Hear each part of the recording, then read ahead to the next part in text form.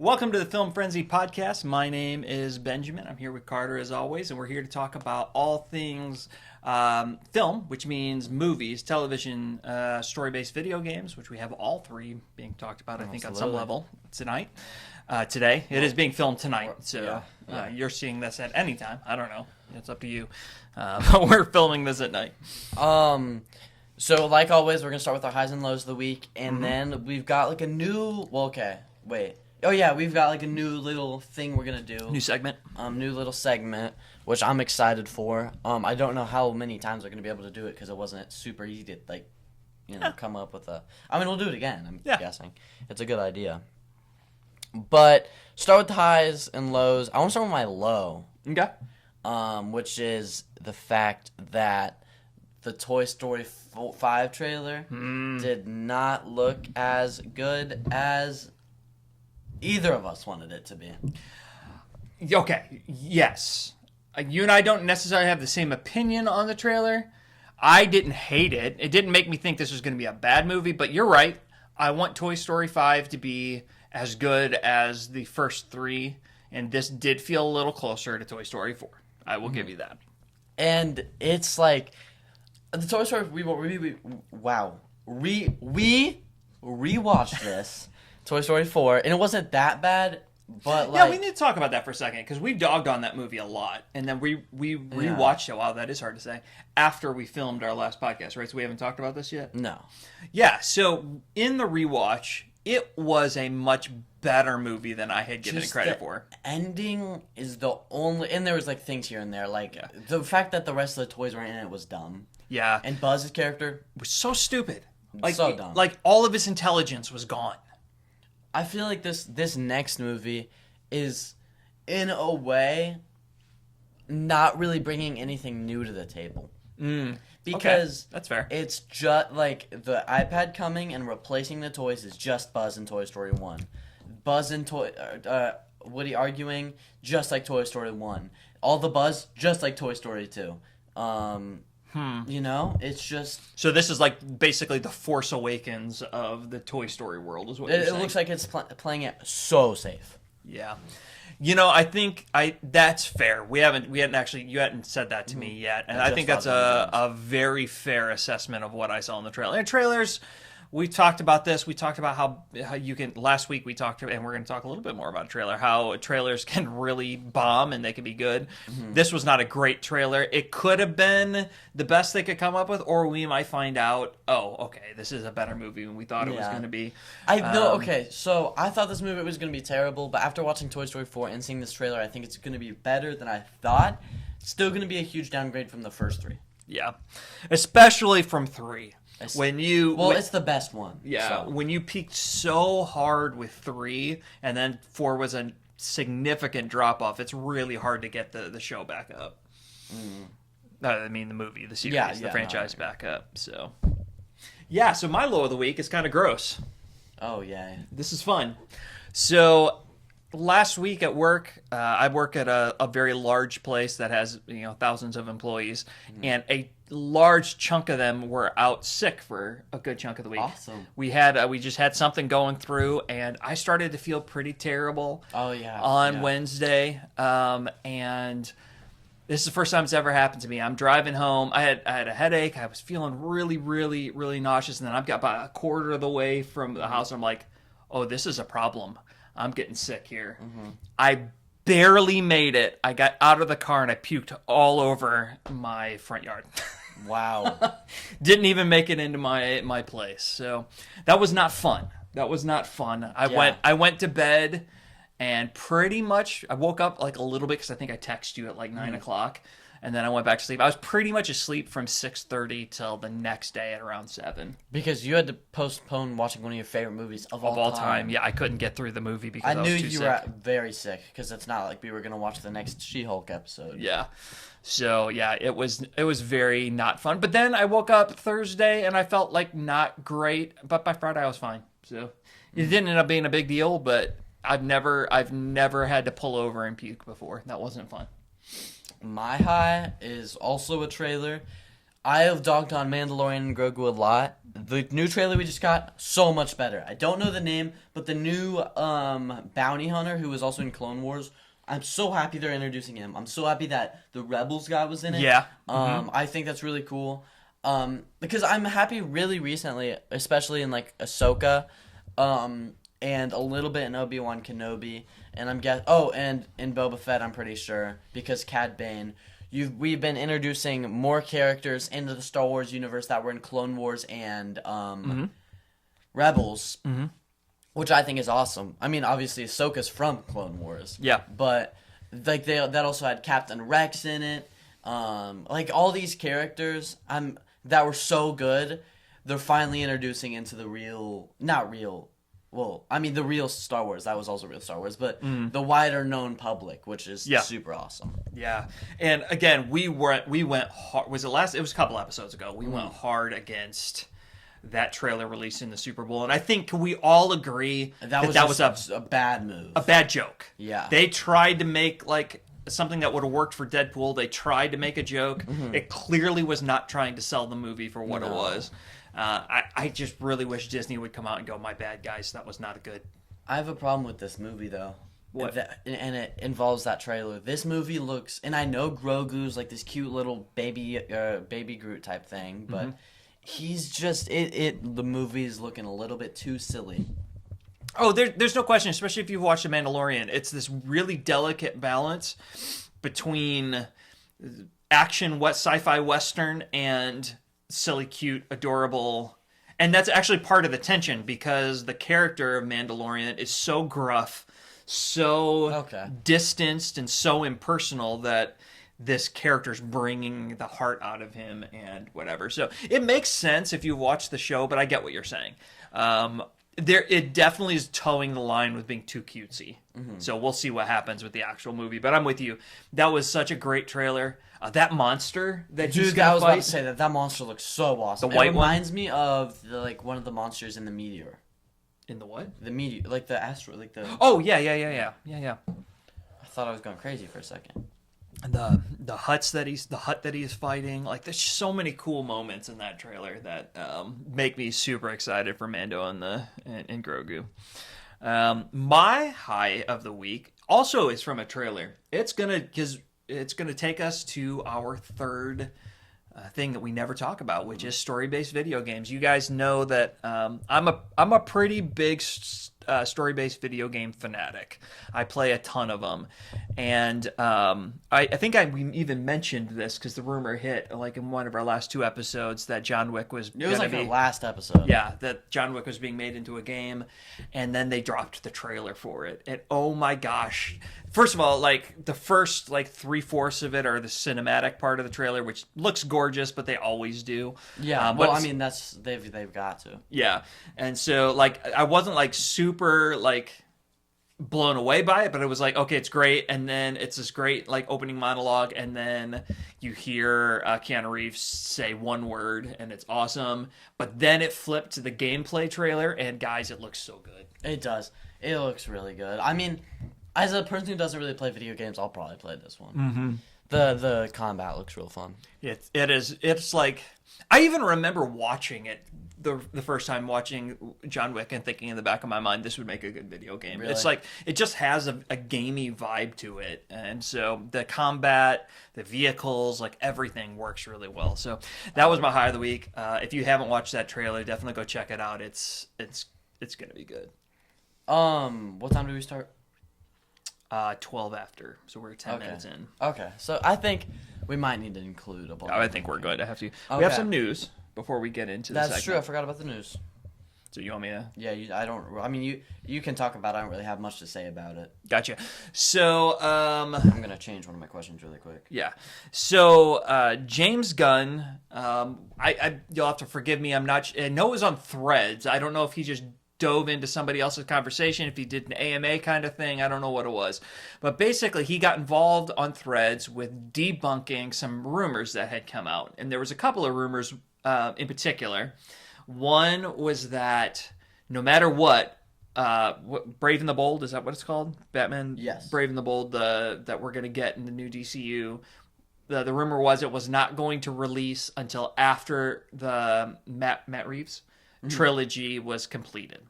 And then the second rumor was that first part's true, and then the second part is that James Gunn was pressuring Matt Reeves to get the third one out sooner than he wanted to. So James Gunn came out and said, nope, there's no truth to the fact that we're waiting until the trilogy is done. He has said in separate interviews he does not want to see he did not want to see Brave and the Bold and the Batman 2 release in the same year, which makes sense. So logic would say he probably feels the same way about 3. So he might not want them to take place in the same year, but there was a long time between 1 and 2. I don't remember how many years. Batman? Yeah, the Batman 1 and 2. 2021 and then 2027. Yeah, so if there's another 6 years, what he's saying is we don't have to wait 6 years to get Brave and the Bold, which is big news. And then the second part, no, he never did pressure anybody. He would not do that. Nobody's pressuring Matt Reeves to get anything done faster. It's just so annoying. Like, I mean, this happened with Brand New Day. Just the amount of rumors that come out from a movie that are just bullcrap. Yeah, just somebody making it up. Yeah, it's just so annoying. It all. If we could trace it all back, this is the era of the clickbait. So that's what it is. Somebody at some point was like, ooh, this will get me some clicks. I'm going to write it. And then now we have James Gunn having to get on Threads to debunk it. And then the final bit of news that came out of that was he did confirm, I think it was in there, it might have been in a separate interview, but I think it was part of the Threads thing, that it was confirmed that they are still in the writing process. The script is not done for Brave and the Bold. They're still working on it. We know that James Gunn is really big on having a complete script before he's going to start a movie, unlike Marvel, who has had some working scripts when they've gone into production. Which I don't think is a bad thing. No, it can work, but we know for sure James Gunn is like, no, we have to have a completed script. So we are not ready yet to see. They need to make that movie really good. I've said it over and over on this podcast. It'll make or break the DCU. I don't think it'll make or break it, but it will. If it's bad, it won't break it. You're right. If it's really bad, though, that's gonna have every single Snyderverse fan thrilled. Yes, and it's gonna just make the internet unbearable. Yeah, and it's. I think the Brave and the Bold is the difference between the DCU being good and being great. I think that you have to nail Batman for the DCU to be great. Well, I can't think. I can't think.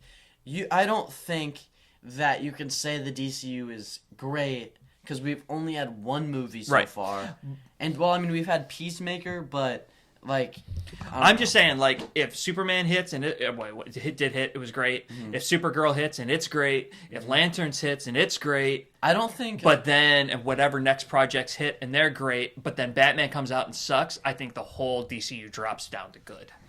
Well, I also don't think Supergirl needs to be great. Because no, I don't. Beginner MCU, we had Iron Man, which like everybody loves, but then we had Iron Man 2, Captain America, First Avenger, which I love, but not as many people love it. Yeah. Thor 1, like we had Incredible Hulk. Some of the worst MCU movies were made at the beginning, and so, I mean, obviously Spider-Man had a lot of pressure because that's Spider-Man, but with Supergirl and Lanterns and Clayface, I don't think they need to be great. No. Batman Brave the Bold needs to be great. Yeah. I've said it before, I say it again. Batman facing the same pressure that Spider-Man Homecoming had. Spider-Man Homecoming had to come out and be awesome. And comparatively to some of the other projects, it's not like one of the best MCU movies, but it was a really good movie. Yeah. We just said a really good movie at the same time, and then at the same time. Yeah. Almost like we're father-son. So, nope, I don't think so. So it's interesting. It's interesting. I'm really glad to know that we don't have to wait for the Batman 3. Mm-hmm. For us. That is comforting because Batman 3 won't come out till I'm in a retirement home. Yeah. And that's fine because if the Batman 2 is anywhere near as good as the Batman 1, then I'm okay with Matt Reeves doing his thing as long as it doesn't hold up the Brave and the Bold. If the Batman 2 is better than the Batman, or better or just as good as the Batman 1, he has a chance to make the best trilogy of all time. He does. He has a shot at it. But that's, I mean, we need to talk about best trilogies sometime. But absolutely we do.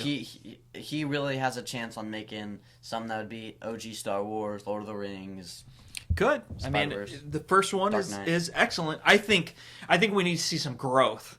I don't think the Batman alone puts it up with some of the greats, but I think that if there's some good growth over the three, again, there's nothing wrong with the Batman.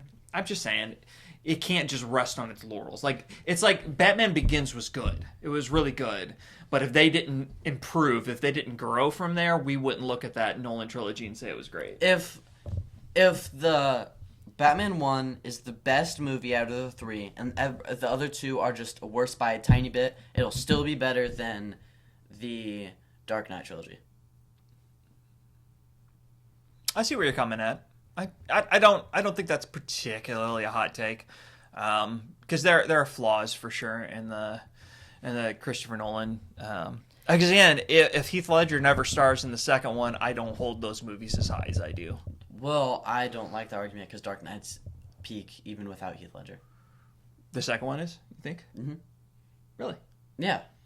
I think Dark Knight... I mean, it's a very good movie. I'm just saying... Heath Ledger makes a 9 out of 10 movie a 10 out of 10. Okay. All right. Okay. That's fair. Okay. Maybe I'm being too harsh on it.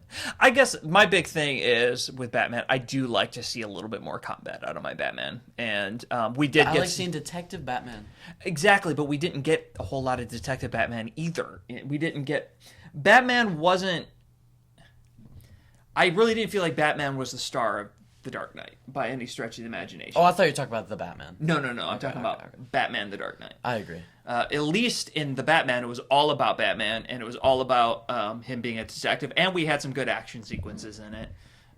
So it hit all the boxes. That's why I'm saying The Dark Knight without Heath Ledger doesn't hit as hard for me, because Batman wasn't even that featured in the same way, I guess. I think Batman Begins is the worst out of the three, and then it goes Dark Knight Rises and Dark Knight. I think if the Batman, I think, is only doesn't beat Dark Knight. It's Dark Knight. It's better than Rises and Begins. So if the second two are better than Rises and Begins, or just better than Begins, I still think it'll be better. I don't think they're gonna make one that beats Dark Knight, but I mean, thinking back, The Dark Knight and Dark Knight Rises basically only have in each movie that I'm thinking of, and I could be wrong, help me remember, basically two Batman fight sequences in each movie. Well, I don't even think the fight sequences were that good. The Dark Knight was a lot better, but he was so stiff. That's what I'm saying. Like, you have the beginning one in the parking garage where he recaptures Yeah, I know. Scarecrow. Yeah. And then the very final battle in the skyscraper. Mm-hmm. And that's it. And then Dark Knight Rises, you have when his back is broken by Bane, and then when he has the final battle at the end. So they're not very action-packed. In fact, if you were to compare it, I think Batman Begins has several moments where Bruce Wayne and or Batman are in combat. So, but that's probably a reason why they did less of it, is because the combat was so stiff. Yeah. Oh, that's a good point. What do you think? Is that the stiffness? Was that a Christian Bale problem? I think it's a suit problem. A suit problem, or how? I mean, Christopher Nolan isn't really known for his action sequences either. I mean, Tenet? Inception had its Tenet did. You're right. But I think it was a suit problem. I do. And every single Batman we've had so far, besides the Batman, like Michael Keaton. He had a really... it was even worse. Yeah, Batman Neck comes from that, yeah. Yeah, so I think Christopher Nolan was just trying to kind of have what we had. Because those movies, people like those movies. Yeah, the Batman is like... His whole suit is like he built it like somebody in real life would build it. It's like flak jackets. Yeah. So I get it. Yeah, cool. Anyway, fun discussion. I wasn't expecting that to go 20 minutes, but... Okay, explain this segment. So I'm calling this the interview segment. So I don't know how we came up with this idea, but the idea was... Because you had a question. I had a question I was going to ask you, and then we decided, what if we each came up with 3 questions for each other, and we're both going to probably end up answering these questions a little bit, but this is kind of, for me, this is to allow you, our viewer, to get inside our heads a little bit, and on how we look at movies, what we like about movies, what we like about the process, just different things like that. So it was more of like, obviously, I'm learning a little bit about Carter when I ask him a question, but honestly, this is for your benefit and so on and so forth. Agree. So, you can go first. all right. The first question for each of us is a little bit more of like an icebreaker. It's not as deep as the second two. Yeah. But for me, all right, I'm setting a table for you. Your father, me, Okay. has been captured, but debatable. Get out of here. Has been captured by either the Nazis or the Hutts. Okay, so like Jabba the Hutt. Who would you rather have rescue you? Han Solo or Indiana Jones, and why? So, the Nazis capture me, Indiana Jones saving me. The Hutts capture me, Han Solo's capturing me. Then, well, first of all, easily, no doubt about it. One additional thing. No help from any of the other cast members. So Han Solo doesn't have Chewbacca, and arguably doesn't have the Millennium Falcon. That makes my thing even easier. Okay. Easily Indiana Jones. Okay. Indiana Jones has taken down Nazis so many times. Han Solo got taken down by the Jabba the Hutt. He got frozen carbonite. True. And Jabba the Hutt is so much scarier than the Nazis. But Han Solo didn't get defeated by Jabba the Hutt. He got defeated by Darth Vader. Well, okay. Darth Vader put him in the carbonite. Does Jabba the Hutt come with like his little army?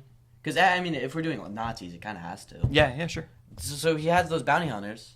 His little Boba Fett himself is scarier than every Nazi. True. Okay, good point. But so my only caveat, and Indiana Jones is my favorite of the two, so that's my answer any day of the week. But if you watch the original trilogy, I'm throwing out the second two movies because I don't necessarily remember. It kind of applies to these two. Think back to all the times he rescued people, because it happens in every movie. When did it ever actually succeed that his plan worked out? Seriously. But I mean, it doesn't. I'm talking Indiana Jones. Like he always ends up getting captured. Yeah. And I mean, he gets out of it. In the end, it works out. In the end, it works out. So you'd have a gun in your head a few moments, but then Indiana Jones, you're gonna hear the little John Williams score coming out of the sky, and he's gonna lasso the crap out of all of them. All right, so Indiana Jones, that's who you want rescuing me. Okay. Now I got your question. Yep. Out of you can pick any movie if it hasn't gotten a Lego set yet. You can't pick a movie that's already gotten a Lego set. Okay. It gets one of those $200 Lego sets like Jaws or The Goonies. What movie you picking? And you gotta say the scene. Oh boy. Oh goodness, because there's been Indiana Jones. We obviously have all the Star Wars, all the Marvels sets, not the Marvels. You kind of got to stay out of like that region almost. Gosh, you got to stay out of Batman. What would be the movie? Wow. Like part of me goes. I mean, this is way outside the box because Lego doesn't do this, and I don't know what that set would be. I was like, Saving Private Ryan came to my mind. Mm-hmm. Like a D-Day set would be really cool, but that wouldn't be. I guess you'd have some tanks. You'd have some different things you could build. Gosh, what are some of my favorite movies that would have big set pieces? Well, this isn't a movie, but Stranger Things. I would love to have a. Oh, but they already do. Dang it! I have two answers. You can think about them when I say mine. Okay, go ahead. Get Out. There's this one scene where he gets hypnotized, and if they did a thing where it's like there's this black backdrop with stars and stuff, and like this weird effect, and you could see a little Get Out minifigure, and then up in the corner you could see an opening with the couch, and then a hypnotizing part. That would be absolutely awesome. Okay. And then in 22 Jump Street, they'd never allow this, but we can do anything. There's a scene where Jonah Hill and Channing Tatum consume a lot of drugs and get put in this like weird little realm. One has like a volcano and one is like happy. If we got that as a Lego set, it would be super funny. Okay. Not don't have anything yet. You could do Inception. Inception would be cool. The spinning hallway would be awesome. I'm trying to. I'm held up. Like I don't mind settling. I'm having a stutter tonight. I don't mind settling on Saving Private Ryan because I love the idea of a World War II themed Lego set. I wanted to jump to, but they already have sets for it. I was thinking of hold on. No, I'm going to take it back. I'm going to go with the Christmas movie. An all-time Christmas movie. This would be my second one. So I'm still sticking with Saving Private Ryan. I would love a Nakatomi Plaza from Die Hard. I think that would be a really fun set to put together. Okay. That's a good one. Because I love the Die Hard movie, and yes, I did say that was a Christmas movie. Yeah, that's a good pull. I still think a really solid, because I'm a big World War II nut, so a really solid World War II set would be I don't think we're gonna be able to do the blind ranking. I think you're right. I think we're doing pretty good here. Question 2. All right, so rankings and lists. So one thing that marks us and several of our viewers, I'm sure, is a little bit different. I think the average movie fan is pretty limited in their genres of what they really like. Mm-hmm. Most people are like, I'm a superhero movie guy. Yeah. I like dramas. I like rom-coms. I like comedies. Like horror, all that. Yeah, they're typically falling within that. But we are unique in the fact that we like movies across every genre, even horror. Yeah. And our listeners are like that. Tons of podcasts. We're not like completely unique, but the idea being, like a lot of people have this. But so we love rankings, we love lists, and so my question is, how when you are trying to compare movies and putting them in a best movies I've seen this year, favorite movies, whatever it might be, whatever your list might be, how do you compare wildly different movies? Like, so for instance, I'll give you these two. It doesn't have to be these two, but like you have Infinity War, which is superhero, fun, action, comedy, drama, whatever, but it's that world. And then like The Fabelmans, which I know had a big impact on you. How do you compare those two and rank them when they're so wildly different from each other? I got a few things here. First, you can't, when you specifically review the movie, you can't compare it to other movies besides movies made by that director or movies made in the same universe. That way you have your own specific thoughts with the movie, so you don't have different thoughts compelling you other ways when you start ranking. And then so you have that for two different movies like Infinity War and Fabelmans. And then you go there. First I do what I put into mind what is objectively better. I put into mind which when you say objectively better, sorry to interrupt you, but when you say objectively better, what do you mean by objectively better? I have no explanation to that. You just mean clearly the acting is better, clearly the writing is better. Writing, all that. Cinematography, okay, gotcha. But at the same time, it's hard to compare that when we're going from The Departed and Infinity War. So I also like saying what they're trying to do. And what stuck with me better. For example, I'm trying to pick a movie. Okay, Minority Report. What it was trying to do was perfect. The story it was trying to do, they played it out really smoothly, but I don't think that it stuck with me as much as something like Perks of Being a Wallflower, which also played it perfectly, but I mean, I could say rewatchability. A lot of it is rewatchability. It's like, if I had to pick out of these two movies, which one would I rather watch? And that's also a lot of it. And which one is more important to me? Which one affected me more just in those regions? Yeah, you said a couple of things that really I resonated with. The first one was sticks with me because I think that goes a long way for me in my ranking. So first and foremost, I try to just judge the movie by itself. I come up, so my letterbox process. Yeah, and I'm sure you do it the same way. You sit down, I review the movie, decide how many stars it has. Sure, I try not to do comparisons when I'm doing that. I'm just trying to say, this is based on how it made me feel, acting, cinematography, whatever it might be in this movie, I try to judge each movie individually first and then rank it, or rate it. But then when it comes to the rankings, so I'll compare, I know if I gave a movie a 5-star, I should be comparing it against other 5 stars. I'm not comparing a 5-star movie against a 3-star. That's not fair to the 3-star, right? So it's obviously going to go up with the 5 stars. But what I'm looking for is what stuck with me, what made me think about the movie after the movie was over. Like, for instance, The Terminal. We just watched The Terminal today. Terminal went really high for me on my list. It was a 5-star based on everything that goes into the movie, and I won't get into all that right now.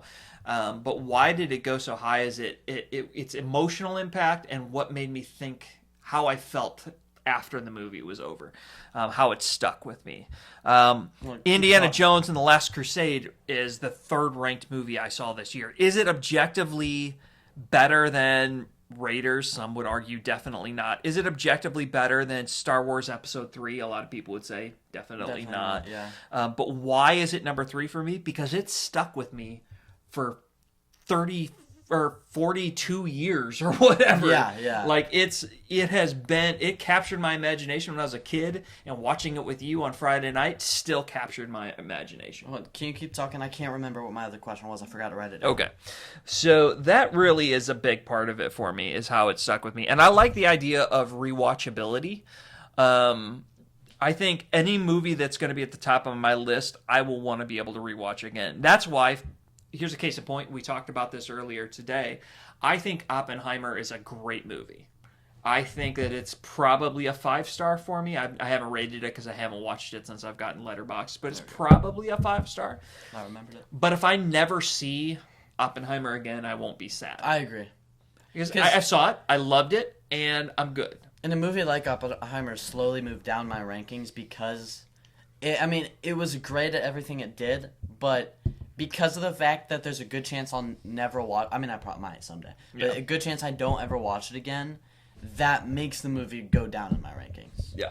So, interesting. I probably should have saved this question for last because I think it's the deepest of the 3. But I think that kind of nails it. So that's how we compare it across categories. That's why I have no problems looking at Infinity War, Indiana Jones, The Terminal, Apollo 13, like wildly different movies, and figuring out how to rank them is that. It's not based on the money. It's not based necessarily on what I think is objectively the best.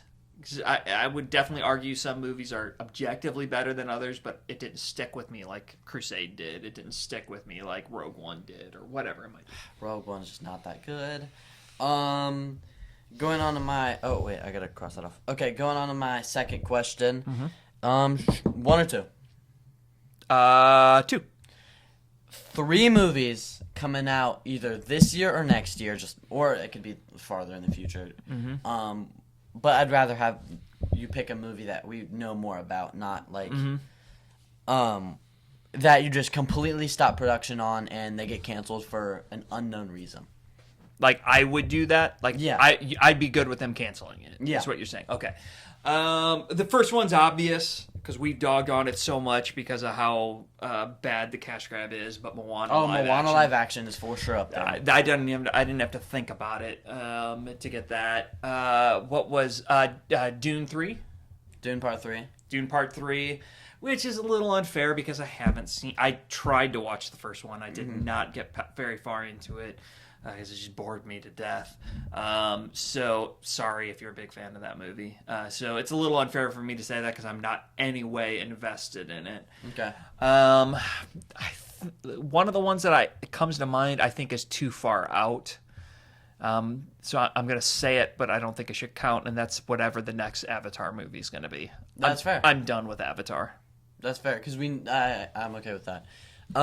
What I'd say is obviously Moana live action, and then I'm also gonna say Tangled live action. Oh, okay, sure. Because I just think we should stop making the live action movies. And on that note, real quick, for the sake of our fans, because we've said this, we've used this word a lot, and we haven't unpacked what we mean by it. When we say it's a shameless cash grab, what are we saying? They only are making it for the money. They don't care about the artistic quality of it. They don't care about whether the story needs to be told. This is literally just done because not only they want the money, but they know they will get it from you. So they basically look at us like a bunch of suckers. All they need to do is put Moana in the title. Yeah, and then they're going to make $1 billion. They're going to make $1 billion no matter what. And that, my friends, is a shameless cash grab. And it's not like, which I might, you might disagree with me. It's not like How to Train Your Dragon, or even though those were the same movies, which I've heard. I feel like How to Train Your Dragon takes a lot more to make. I just might be wrong about this, but No, I agree with what you're saying. Like, to turn that kind of movie into a live action is a much more impressive feat, is what you're saying. because Moana is her sailing on a raft for the entire movie, which without animation, with this, I don't know if you're gonna agree with this because it's gonna be like the same story, but I feel like without animation, it won't be as compelling. Yeah, it's gonna be way too heavily CGI'd. And which at this point, are we even live action anymore? No. I mean, really. Yeah. When Like The you're Lion King. Yeah, like the Lion King live action, but that wasn't a live action movie. That was No, just it was another form of Pretty animation. much animation, yeah. So and one more note on the cash grab thing. Some people would say, like when Disney bought Star Wars and then they released Force Awakens, that's a cash grab. But that's different. I think that's different. They were attempting to tell a new story. Yes, it was. So I guess what I'm getting at is there is a difference for me between fan service and cash grab.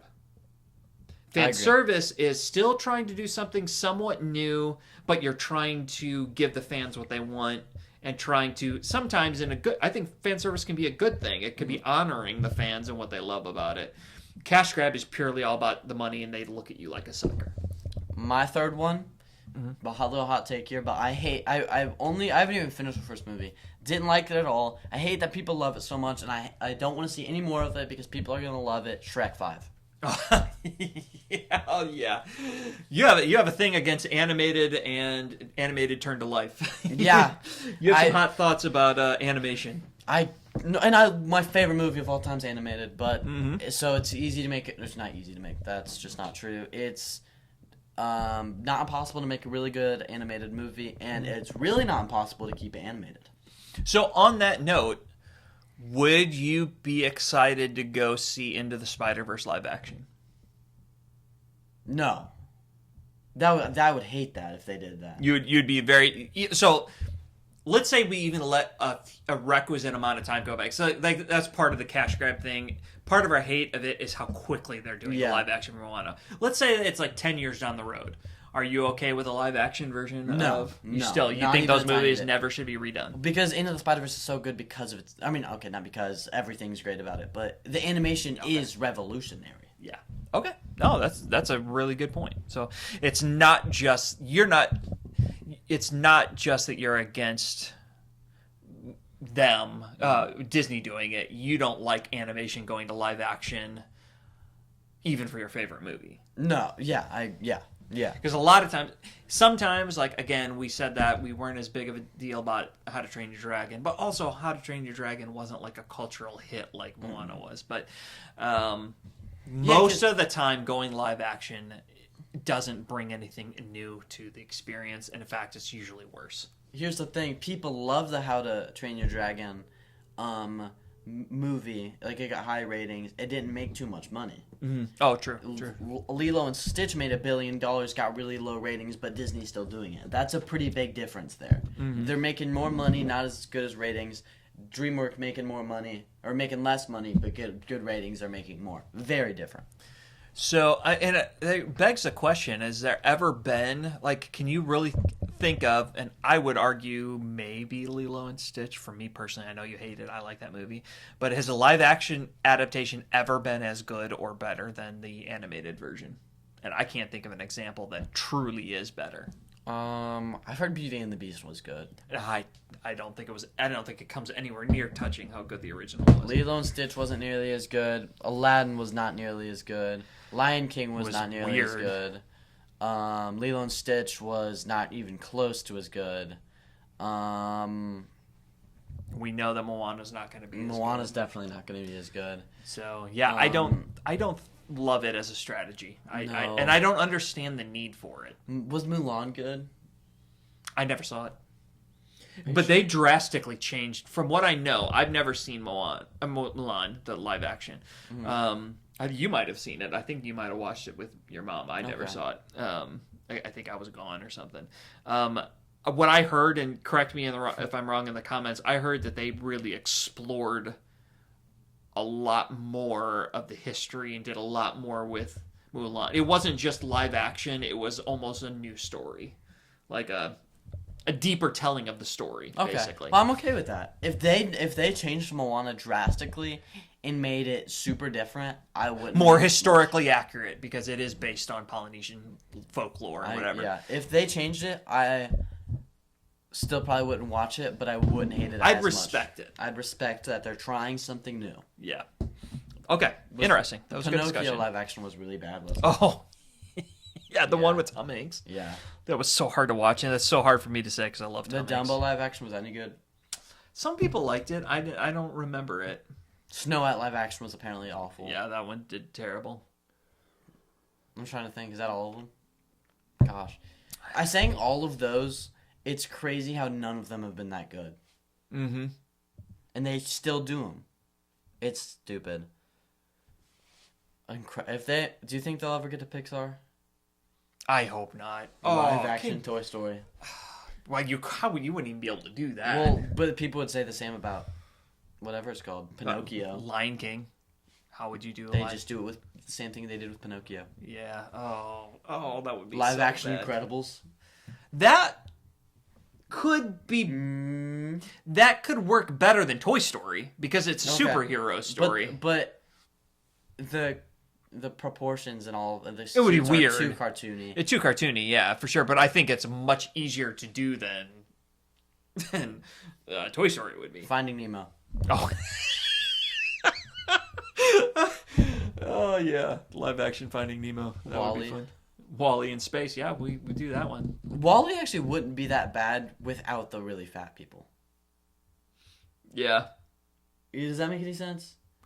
Like if Because, you didn't like- make them really fat, if you just made them normal. No. I just feel like then I don't know, just that movie, like the live action robots would I think actually be kind of cool, but that's all that would be cool. Like anything outside of that, like the big spaceship would look Yeah. dumb. Like, Because it was all very animated. It was very yeah, I mean, and Yeah. that's what they're supposed to be. Mm-hmm. A Bug's Life. Big Hero 6. Oh my gosh. Well, Because that's getting into realism a little bit. it is, and that's based off a comic book. So Yeah. I mean that one. Invincible? That's awful. That's just You would hate a live action Invincible? yeah, because there's just no way you can fit all that peak into one movie. Oh, no.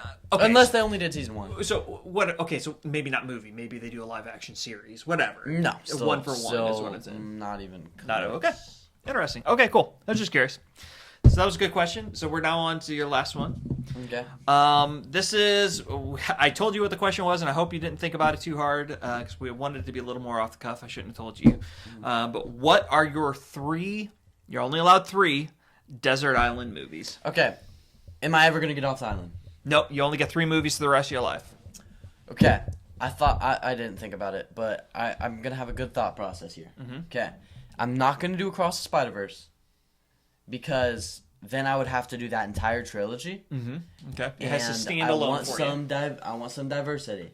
Mm-hmm. I'm not gonna do Infinity War for the same reason. I can't do Infinity War without without Endgame, Endgame. and I want some diversity. But I do want a superhero movie. Mhm. I'm gonna put Superman. That's a good movie to stand on its own. It's peak. And it's. I think I could live. It's not like the Amazing Spider-Man where after I see Amazing Spider-Man, I really want to see Amazing Spider-Man 2. After I see Spider-Man, I want to see Spider-Man 2. After I see Iron Man, I want to see Iron Man 2. Like I want to watch them. I could survive with just Superman. Okay. Or no, retract that. The Batman. I'm gonna go with the Batman. You're gonna go with the Batman. Okay. Same reason. So. Same reason though. Then I'm not gonna do the Fablemans. For this reason, it would make me motivated, but then I'd be depressed because You can't make do it. movies. Yeah. And I'm not gonna do Departed because after the plot twist, rewatching that over and over and over again might not be as fun. Yeah. It's a rewatchable movie, but not that rewatchable. Yep. I'll put 2 at Get Out. It's a very different movie, and the visuals, everything about it, it's just as tense. It would be very fun to keep rewatching. And I'll end it off with 21 Jump Street, because those 2 movies are very dark. I need a really, really funny one. Okay. All right. So I'm gonna answer this too. I'm gonna steal some of your logic. I know you're going to disagree with this one, but I got to have a superhero movie. And for me, this movie stands alone for me. And that's No Way Home. Okay. That movie stands alone. I know that if I had never got to see the rest of the movies, then yes, it doesn't stand alone because it leaves you wondering what happened. But I know all of that. So I can watch No Way Home and just watch it and I feel happy. Like, I don't need to go on. So that's that. That covers superhero for me. Yes, over Dark Knight. I just really... I don't want to do Dark Knight because I'd want to watch the other ones. Yeah. And again, because I keep coming back to this, that's my favorite Batman movie, but that's not my favorite Batman. Mm-hmm. And I love Christian Bale, but the Batman depiction is just not my favorite. Okay. Let's back up here. I had this. Oh, easy. No question. It inspires me. I think it would inspire me on a desert island as much as it does in real life, and that's The Greatest Showman. Okay, that's fair. So I love that one. My third is, okay, this is cheating, so it doesn't really count because it's a season, it's a series, it's a mini-series, so that shouldn't count, but I always count it as a movie, and that would be Band of Brothers. So if that was allowed to count, that would easily be my third. It's World War II. Come up with a different one. But so I'm not counting that one because of it, but that would be. Because that's a lot. Ooh, another thing to put in perspective, I also would do the Batman over something like Dark Knight and something like No Way Home because it's 3 hours long. Oh, that's good. That's a good idea. So for me, okay. Duh. Easy. So my third, I know I'm straying into similar territory, but this movie has a lot more humor in it, and I need humor. I don't like straight comedies like you do, so easily Indiana Jones and the Last Crusade. I love that movie. I'm gonna say this one thing. I might change two. It's either the three I just said, or instead of Get Out, La La Land, because La La Land is peak. And since that movie's kind of funny, I'd replace 22 Jump Street with Into the Spider-Verse. I know I have 2 superhero movies on there. I don't care. Well, you're a big superhero movie fan, so there's nothing wrong with that. Okay, interesting. That's a fun topic. I'd be curious to see how that will change over the years. It definitely will. So the 3 that we're for sure settling on, because we've got to say 3, because I want to come back in history and say that. So for me, my 3 were clearly No Way Home, Greatest Showman, and Indiana Jones and the Last Crusade. The Batman, Get Out, 22 Jump Street. 22. I'm changing it. Okay, 22. Great. So now we're down to the last question. Yeah, we're at 50 minutes right now. Okay. So. And then my last question, which I don't think will be that long to talk about, is when you're watching a trailer, what makes it a good trailer and what makes it a bad trailer? I only have a few things to say about this. That's why. So, I mean, the cheesy answer, the quickest answer is, does it make me want to see the movie? Okay, put that to the side, obviously. But I want a trailer that makes me curious about the movie. Not excited necessarily, because it's easy to create excitement with a misleading trailer. Yeah. It's difficult to make me curious about a movie. So I'll give you an example. I dogged on this, how disappointed I was by Death of Robin Hood, but that was because I was an idiot and didn't finish the trailer, because it's a really long trailer. Watching the whole trailer now makes me incredibly curious about the movie. Henceforth, it was a very good trailer. Now, it's not going to be like the greatest movie, but the point is the trailer hooked me because it made me curious about the movie. And then a second thing for me is that it doesn't tell me too much. Mm-hmm. I do not want you to give away everything. If I go and see the movie and I already saw the best parts of the movie in the trailer, then it is a terrible trailer. Get that out of here. I don't want any of that.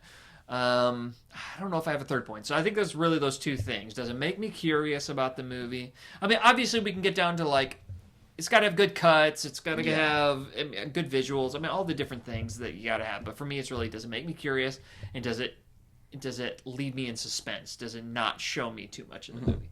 My few points were reveal what the whole movie's about without giving us specific details in a way. So it's kind of like, it kind of in your way that it doesn't give away much. Mm-hmm.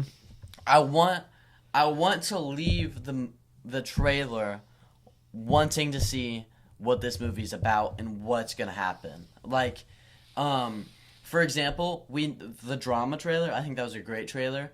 I have no clue what that movie's about, but they gave us multiple different points in the movie that we can kind of assume what it's about, but not enough for a clear answer at all. Yeah. Like that. Makes me curious, leaves me wanting more. Yeah, good. Definitely leaves me wanting more. Because, if a really good trailer, a trailer that makes you excited for the movie can also make the movie worse.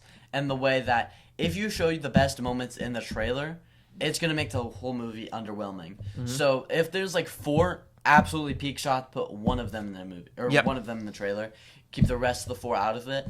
And that way you can be just as shocked in the theater when you see the other 3, but also when you're watching the trailer, you're also like, oh my gosh, that's incredible. I mean, you kind of hit on something like this whole single thing. Like, show me one great cinematic moment. Show me one great joke. Show me one. If I see a trailer that has too many of those, that's when I know it's shown me too much. That's when I go, I've already seen the best parts of the movie. What was the trailer? Oh, and you have to capture the tone of the movie. Oh, good. That would be my third one. If it's a serious movie, but it has funny moments, like, I mean, there's a good amount of movies like that. I have a perfect example of that. Give the example. Transformers 1. Okay, that is what I was thinking. Yeah. Oh my gosh. I promise you, I rewatched the trailer not that long ago because I rewatched the movie not that long ago. And I remember we were like, if the promotion didn't suck for that movie, we would have gotten a second one. I rewatched it. It's just the jokes. It doesn't show any of the peak Optimus Prime moments, any of the Megatron turning into, or what was his name before he turned into Megatron? I forget. D something. Yeah. D like 16 maybe. I don't remember. But it might have been D16, something like that. But because we had that peak Optimus Prime moment where he was falling, and there was a lot of serious moments because the first Prime guy, I don't remember who he was, what his name was, killed all of them. Like, that's not this funny thing, but all they showed on that's not a word. All they would show on the trailer was Keegan-Michael Key as Bumblebee. Yeah, it's like that movie had a ton of like emotional depth to it, and just really, and it was really gravitas. Funny. But it had its funny moments. But they pitched it as a comedy. Yeah, because they only showed the funny moments. And so people were like, I'll pass on this movie because the funny moments were funny, but they weren't like, oh, I got to see this movie funny. So they passed on the movie, and we're never getting a sequel. If they had pitched it the way it actually was, we'd have a sequel. Even them showing the jokes in the trailer made the jokes worse because there weren't more funny parts. Exactly. They showed all of it in the trailer. That is a great example of a really bad trailer. What was the? I'm just trying to remember off the top of my head. We did a side-by-side comparison. We said the Super Bowl Mando trailer was an example of how not to make one, and then what was the movie? What was the trailer? We said this is the trailer. This is how to make the movie. What was the? Or how to make a trailer? The drama? No, because I said that. I don't know. I don't remember what. When did we talk about that? Like before the? It was after the Super Bowl. Okay. Oh, okay. Let me think about what this. What trailer did we see recently that we were super excited? It was not Project Hail Mary because that revealed too much. It was not Toy Story 5 because that came out later. Not Minions. We definitely didn't say that about Minions. It was gonna really kick us later. Really, yeah. Oh no, it wasn't Doomsday. What movies? Or what in the world? Now I'm gonna go on Letterboxd because I'm losing my mind here. It's a 2026 release that we got excited about because the trailer was so good. Well, I don't think it was Supergirl. No, it wasn't Supergirl. Definitely wasn't Masters of the Universe. I don't know. Was it Mario? I don't think it was Mario. It might have been. Well, that's all I can see that it might have been, but it might have been Disclosure Day. It could have been Disclosure Day. Could have been. I don't remember. Anyway, I think the great point. The Disclosure Day trailer was great. Yeah, it was. So it might be that one. But anyway, Transformers 1, great example of how not to do it. Okay. Look, did that wrap up your thought? Because I felt like I interrupted you and you still had something left to say. No, you just finish what I was saying. Okay. So yeah, I love the interview segment. I think it's something we're going to bring back. Take a long time. It's something we're going to bring back.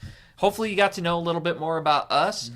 One thing we'd love to do, this would make my day, is if you submitted some questions to us that you would love us to answer. That's a good one. So anytime you submit them, we will work it into our next interview segment. I agree. Any questions you have about us, on our process, what we like about movies, what we want to see, what we don't like, that kind of thing, ask us. We'd love to talk about it. And just a reminder, I'm doing the outro. Just a reminder to everybody watching this, Green Lantern is still a better movie than Man of Steel. See you guys next Tuesday. Stay salty.